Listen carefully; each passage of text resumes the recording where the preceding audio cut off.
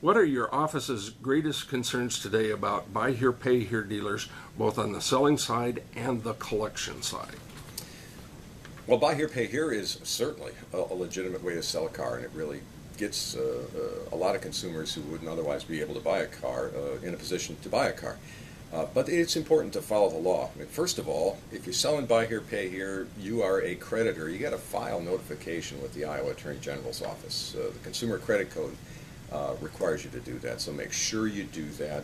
It's an easy thing to do. Just contact us in Des Moines, 515-281-5926.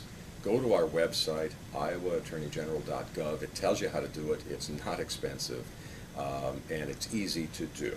So please go ahead and do that. It's a requirement of the law. The second thing is, again, use the retail installment contract where to make the disclosures about the number of payments. Don't write it on the purchase agreement.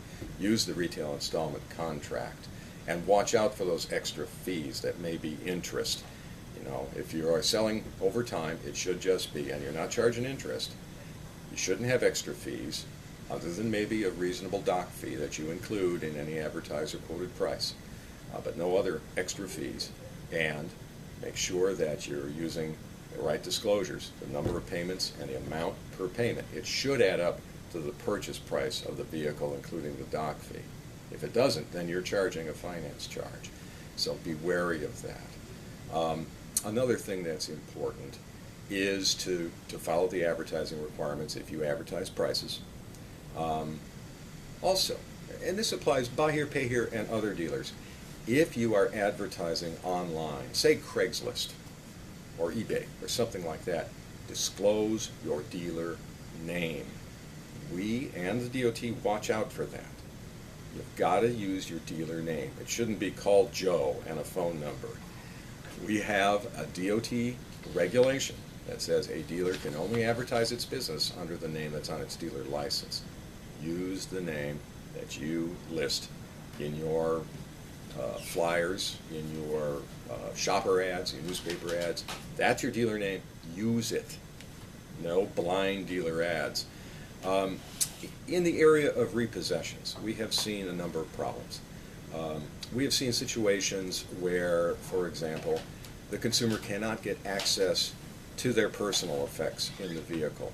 And we've seen some dealers and collection companies try to use access to the personal effects as kind of leverage, kind of hold those things hostage and not turn them over. Iowa law says that you've got to do it. You got to give them, you know, a woman's purse is in the car. You got to give her her purse back, right? Somebody's cell phone's in the car. They need that. That's a lifeline these days for a lot of people.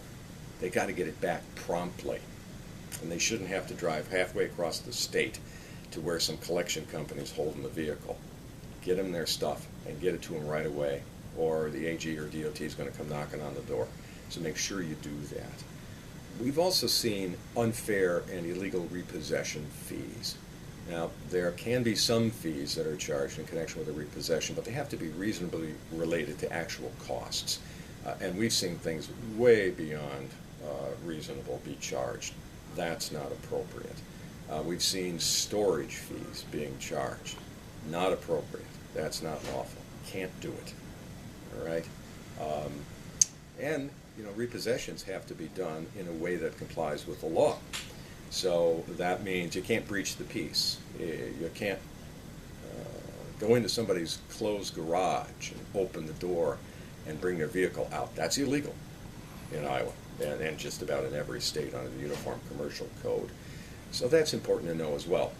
And finally, there's some areas where we have seen dealers who have accepted voluntary repossessions, but then don't create any record of it.